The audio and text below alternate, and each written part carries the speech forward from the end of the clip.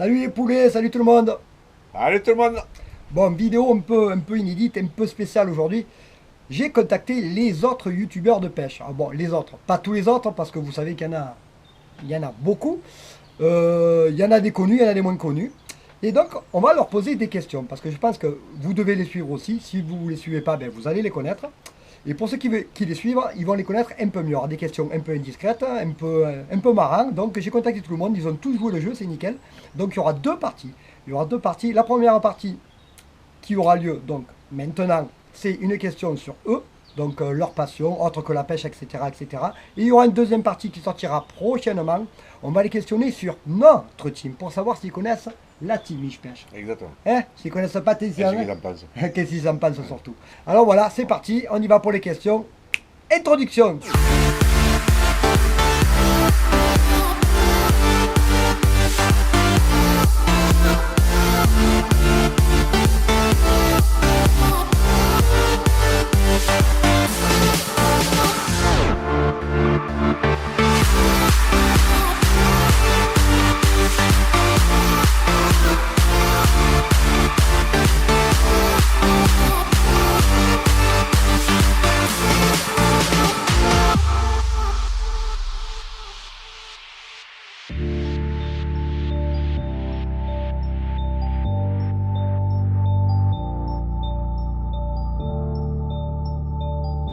Bon les gars, première question. Sandro Brochet. Brochet. Alors moi je suis plus Cendre, je préfère taquiner le petit Cendre. Sandro Brochet. Sandro. Sandro. Ah, je me tâte. Sandro. Brochet. Ouais, broché. Brochet. Direct. Alors bah moi tu sais que ma pêche de prédilection c'est la pêche du brochet, déjà pour la beauté du poisson, aussi surtout pour ses touches, hein, les touches de surface qui sont vraiment spectaculaires. Deuxième question, si vous aviez une chaîne YouTube à citer, pas la vôtre ni la nôtre forcément, laquelle serait-elle? En ce moment, je regarde pas mal Snap Fishing, donc c'est un Français mais qui fait des vidéos aux USA en Californie. J'aime vraiment bien, c'est clairement dépaysant, c'est bien fait, donc je peux que vous conseiller Snap Fishing. Canal Gratis. Canal Gratis qui s'est vraiment professionnalisé en termes de vidéos sur la pêche. Moi, c'est une défi pêche. Ouais, franchement, Défi Pêche. S'il y en a qui connaissent pas, Défi Pêche, n'hésitez pas, super qualité. Il y a plein d'autres petites chaînes mais qui proposent de super qualité et des qu'on a envie d'aider, mais Comme ça, la première qui me vient à l'esprit, c'est Feeling Fishing. Moi j'aurais dit la même chose, le problème c'est ça. Eh ben, tu peux dire pareil, t'as le droit.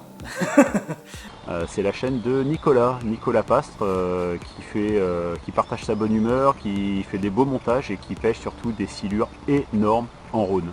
Alors, casting ou spinning?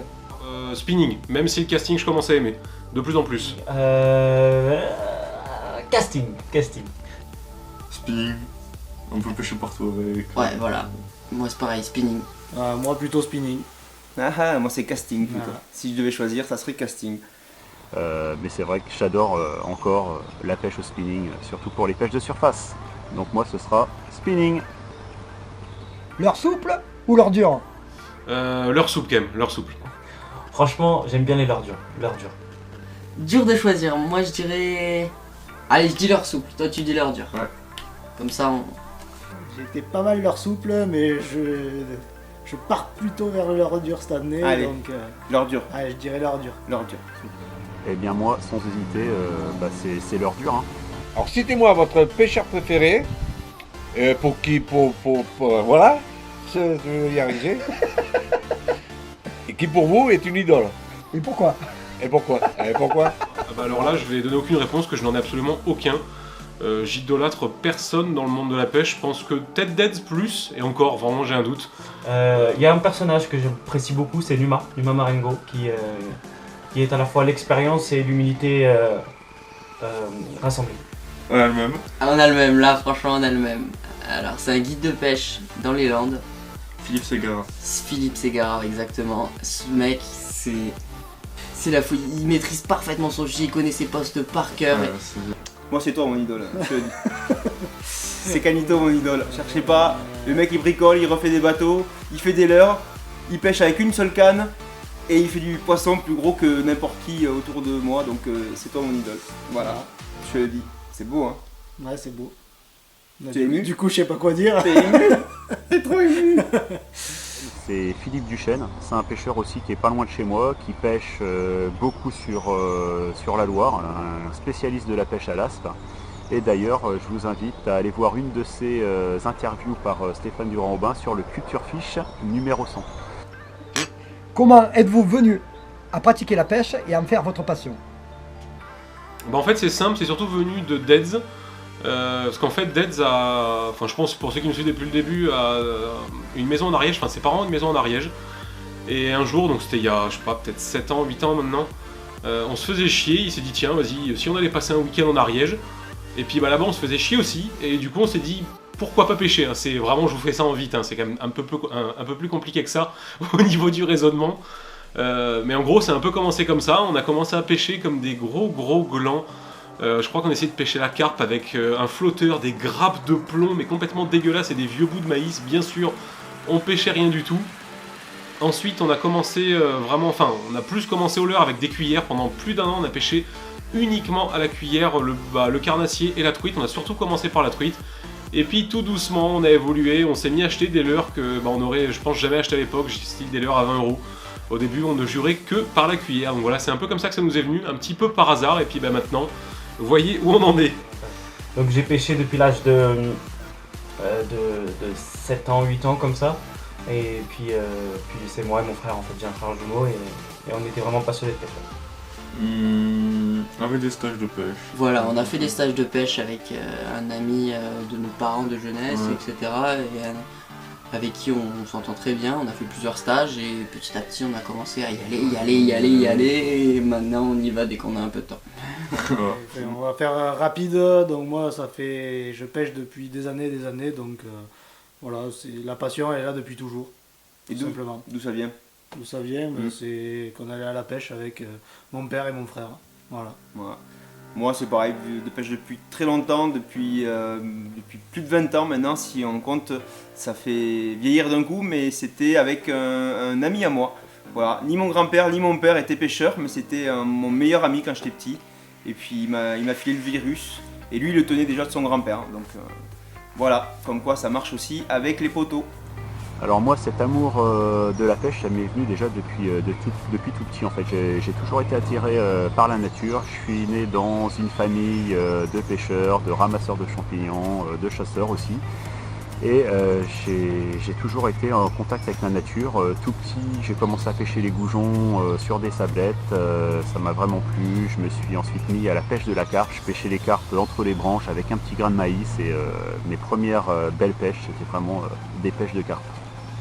7e question, notoriété ou tranquillité? Clairement tranquillité, ça je pense que vous le savez avec nous, notoriété on n'en veut absolument pas. Enfin même si on l'a, mais voilà c'est pas ça qu'on recherche, nous on cherche juste à faire nos vidéos, ça plaît tant mieux, ça plaît pas tant pis, mais voilà, comme on vous le dit toujours, la pêche c'est du kiff, alors clairement gardez cet état d'esprit là. Malheureusement avec ce qu'on fait, la tranquillité c'est plus trop ça. Même si on n'est pas reconnu dans la rue comme les stars, tu vois. Mais effectivement, quand tu arrives à un certain niveau d'abonnés, je dirais tranquillité, moi, je préfère. Tranquillité, évidemment. On se prend pas la tête, on fait des contenus le plus simple possible, on essaie de satisfaire un peu tout le monde, mais il y a un moment, ceux qui ragent, qui dégagent, qui passent leur chemin, il y a bien assez de contenu pour qu'ils aillent voir ailleurs. Enfin, moi perso, tranquillité. Ouais, moi aussi, tranquillité. Voilà, c'est pour ça qu'on habite dans l'Aveyron. Hein. Vous vous rendrez vite compte que les gens qui habitent dans l'Aveyron, en général, ils aiment bien la tranquillité. Quoi. Voilà. Alors là, c'est vrai que c'est une bonne question. Notoriété, c'est vrai que voilà, quand on fait des vidéos sur YouTube, lorsque on a déjà pas mal d'abonnés, quand on va dans un magasin de pêche et qu'on est reconnu par quelqu'un qui va vous interpeller, qui va vous dire que vous faites des vidéos sympas, c'est vrai que c'est toujours agréable, c'est toujours sympa. Par contre, il y a toujours des bourrus hein, et malheureusement, parfois ça peut s'envenimer. Alors si c'est pour s'envenimer, non, moi je préfère ma tranquillité. 8e question les gars, qu'est-ce qui vous énerve le plus dans le milieu de la pêche? Les extrémistes, donc soit les gens qui tuent tout, soit les gens ce qu'on appelle les no-killistes extrémistes, en fait les extrêmes. C'est vraiment ça qui m'énerve le plus, c'est les gens qui se prennent la tête, que ce soit pour dès qu'on va faire un petit peu de mal à un poisson, même sans faire exprès, ou ceux qui vont pas réfléchir plus loin que le bout de leur nez, vont tuer des poissons style le silure pour rien. Donc en gros, voilà, c'est vraiment les extrêmes qui m'énervent vraiment le plus, mais vraiment, vraiment dans la pêche. Ce qui m'énerve le plus au niveau de la pêche, c'est l'hypocrisie de certains. C'est les coups. Les gens qui gueulent pour un rien. Ouais. À la pêche, ouais, c'est pour se détendre, ça on s'en fout. C'est clair, c'est clair. On a quand même, ouais. Je comprends petite pas les gens anecdote, comme ça. on a quand même vu des gens. On voulait passer devant quelqu'un. On s'est dit, on lui laisse 100 mètres de terrain pour qu'il puisse pêcher au toc. C'était à l'ouverture, pas de problème. Et le mec qui nous voit avancer, il se mettait à courir au bord de l'eau, tu sais, pour faire le plus de distance possible. Et nous, on arrive 150 mètres plus loin que lui au départ. On lui a laissé vachement de secteur. Il commence à nous gueuler, tu vois, vous pourrez pas éviter de faire du bruit et tout, de venir ici, c'est mon secteur. Ah, mais les mecs, faut pas déconner, ils déconnent, hein. Là faut arrêter. Et on va au bord de l'eau, c'est pour se détendre, pour être tranquille. On veut juste passer un bon moment. Voilà. Oh là là. Oh là. Voilà, c'est un débat. Ah ouais, ouais. Moi je vais dire que ce qui m'énerve le plus, c'est justement les gens qui se prennent la tête sur des histoires X ou Y. Voilà, parce que quand on pêche, c'est justement pour éviter ce genre de débat, de prise de tête, de moi j'ai la plus grosse, de voilà, il y a plein de trucs en fait qu'on a assez dans la vie de tous les jours au boulot ou quoi. Et quand on va pêcher, c'est justement pour, je pense, oublier un peu tout ça. Donc retrouver des pêcheurs qui font des histoires tout simplement, moi ça me saoule. Voilà, personnellement ça me saoule.